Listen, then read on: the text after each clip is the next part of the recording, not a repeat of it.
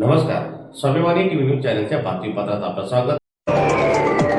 शिरपूर तालुक्यातील गारपीटग्रस्त शेतकऱ्यांना तातडीने भरपाई द्या. शिरपूर फर्स्ट या संघटनेचे जिल्हा प्रशासनाला निवेदन. शिरपूर तालुक्यात अलीकडे झालेल्या अवकाळी पाऊस व गारपिटीमुळे शेतकऱ्यांच्या पिकांचे मोठ्या प्रमाणात नुकसान झालेले आहे. या पार्श्वभूमीवर गारपीटग्रस्त शेतकऱ्यांना तातडीने आर्थिक मदत व भरपाई द्यावी अशी मागणी शिरपूर फर्स्ट या संघटनेने जिल्हा प्रशासनाकडे निवेदनाद्वारे केलेली आहे. दरम्यान गारपिटीमुळे कापूस, केळी, मका, भाजीपाला यासह विविध पिकांचे मोठे प्रमाणात नुकसान झालेले असून शेतकरी आर्थिक संकटात सापडलेला आहे. दरम्यान अनेक शेतकऱ्यांचे उभे पीक देखील पूर्णपणे जमीनदोस्त झालेले असून त्यांच्या हातात काहीच उरलेले नाही.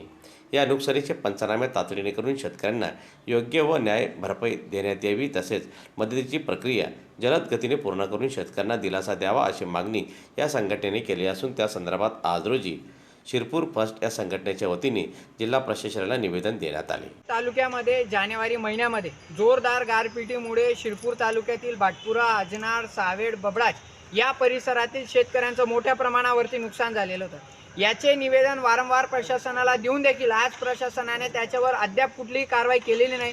शेतकऱ्यांना त्यांचं गारपिटीचं नुकसान अजूनही त्यांच्या खात्यावर जमा झालेलं नाही. त्यानंतर जर का आपण बघितलं तर 2 एप्रिलला शिरपूर तालुक्यासह धुळे जिल्ह्यामध्ये जोरदार अवकाळी पाऊस झाला. या अवकाळी पावसामध्ये शिरपूर तालुक्यातल्या 30 गावांच्या 480 शेतकऱ्यांचं नुकसान झालं आणि जिल्ह्याभरातल्या अनेक हजारो शेतकऱ्यांचं याच्यामध्ये नुकसान झालेलं होतं. परंतु त्याच्यावरती अजूनही प्रशासनाने कुठलीही कारवाई केलेली नाही आणि आज जेव्हा निवेदन द्यायला गेलेलो असता प्रशासनाने उडवाउडवीची उत्तर दिलेले.